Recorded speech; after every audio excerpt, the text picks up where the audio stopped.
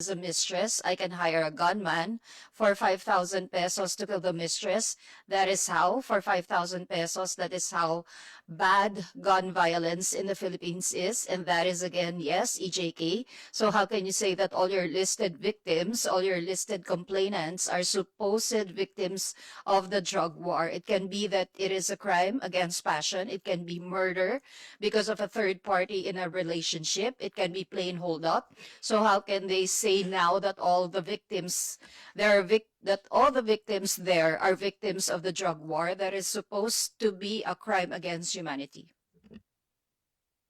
And with respect, I think the Vice President has a violent mind. Hindi ba? She's being prosecuted today on threats. The last thing I think any person being investigated on threats to do would be to talk about threats, no? At yun exactly yung pinag-usapan na naman po niyang muli. Yung pong contracting a killer for 5,000.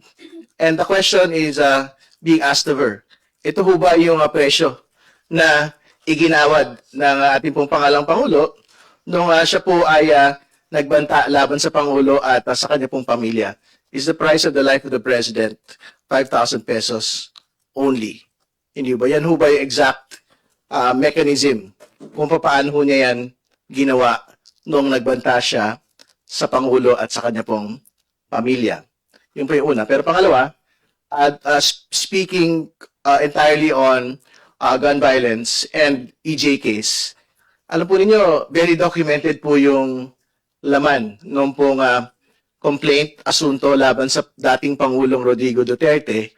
Hindi po yan dahil may mga nag-away lang pong mag-asawa. Yung po mga namatay po doon, namatay dahil nanlaban sila supposedly sa mga law enforcement na nag-implement po ng Duterte drug war. Hindi ho mababaw yung dahilan kung bakit ho siya nakakulong ngayon sa Dahig. No? So, hindi ho natin papayagan na pababawin ng ating pong pangalang Pangulo yung pong pagkakamatay ng napakaraming mga Pilipino dito po sa Duterte drug war.